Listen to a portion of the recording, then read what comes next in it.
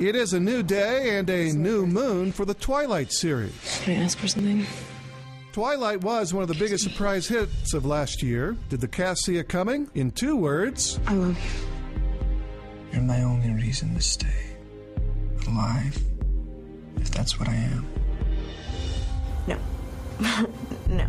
I don't think any franchise, I mean, maybe some do, and that's sad, and I never want any part of them, but this was a film before it was a product, you know what I mean? And it's really cool that everybody, like, it's great that it can be so popular, but it is absolutely because of the characters and because of what Stephanie wrote when she was waking up from the first dream that ignited this whole story. So it's like, that's why we're here. It's time. Happy birthday, Bella. No one believes me when I say that, but I had absolutely no idea. And there are people who can say in the same interview, they're saying, you must have known how big it was. And then they say, like, last year, no one even heard of Twilight. I'm like, right? You just answer my question. It's like, and it's true. I mean, I couldn't even get the book in England when I was doing the audition. I had to, and no one had heard of it. And now it's just a wholly different thing. Let's open your presents. There's a cake, too. Alice, that cake could feed 50. You guys don't even eat. Thanks. Oh, paper cut. Dating an older woman? Huh? What? fans who enter this Twilight Zone for Part 2 will see a love story between flesh and blood, continued with a few new twists and turns. Show me the love. And the confusion that love brings, and also the negative aspects of being in love with someone in a lot of ways, and the kind of, you know, the doubt and the fear as well, which is an interesting thing to put into a love story. Paper cut.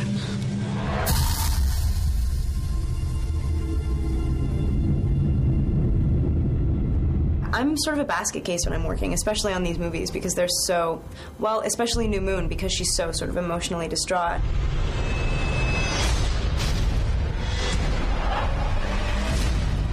And at the same time, elated. I mean, in the second movie, it's my favorite book, she reaches the highest and the lowest point, and thus I feel she actually gets to know herself, and this is the book of growth. Like, this is where she really finds herself and becomes the woman that she is for the rest of the series, so I really like it. What happened with Jasper was nothing. Nothing compared to what could have happened. And I promise never to put you through anything like this ever again. This is the last time you'll ever see me. Preparation for scenes like that, I don't know really how you're going to do that unless you're, like, drawing on past experience, which I can't do. I feel that's kind of manipulative. I don't feel like the right emotion is coming out. It was about feeling safe with the director and knowing the material and being intimidated by it and knowing that you literally have to do more than you've ever been expected to do in your life. How much could you mean to him if he left you here, unprotected? But I can't help myself. You are so mouth-watering. All of my preparation was rooted in Bella's torment. I mean, literally, I felt bad for her, and I felt responsible for her. So that's why it was easy. It was real. So, you're an adrenaline junkie now?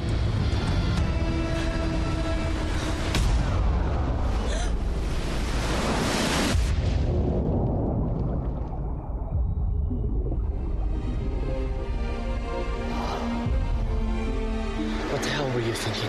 I really appreciate the pressure. If I didn't have it, I would feel like, why am I here doing this ridiculous thing? You know what I mean? It's like, every movie I've ever done, I have a sense of pressure. The fact that this is now taken to a different level than just my personal responsibility for a project and, like, the people that are making it. Now it's like I have an entire world of people that are, you know, like, eagerly waiting. I think it made the movie better. I think that because everybody wanted it to be good, that, you know, maybe it helped. Bella, it's Edward. He thinks you're dead. What? Fans of the books know in New Moon, Edward Cullen has competition. He left you, Bella. He didn't want you anymore. I have to go. And the tabloid press reported that Robert Pattinson felt the heat from Taylor Lautner. I know what he did to you. But Bella, I won't ever hurt you. I promise.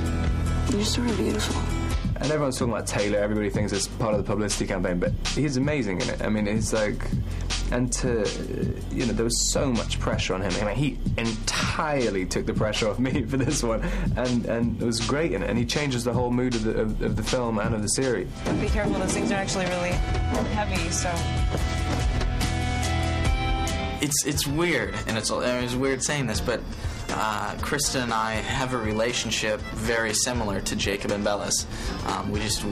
We connect, and when they say action, we are living Jacob and Bella. It's an amazing dynamic. Break? That one. Hit the brake! Taylor spends much of New Moon without much of anything in the way of a costume. I had to give the ice cream up. It was mainly just eating a lot, but a lot of the good things, of course. A lot of proteins, a lot of carbs, and just staying away from the simple sugars and frequently eating. Just eating every 2 hours. Paul, get back now! And working out was kind of important, too. Bella! Run! Jake, run!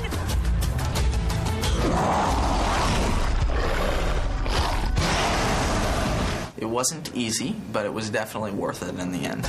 Taylor's body of work and his relationship with Taylor Swift have received a lot of tabloid attention. Get me upset. Now, unfortunately, it comes with the job, so you're forced to get used to it. The Volturi will kill him if he reveals himself in the sunlight. No, Edward, don't! I'm scared. But the cast will tell you they don't do these films for the press or for the critics who aren't over the moon for New Moon. They do it for the fans.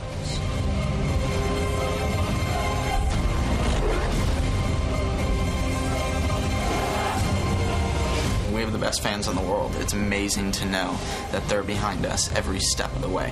We wouldn't be here. I wouldn't be here talking to you without them. So they are definitely our driving force.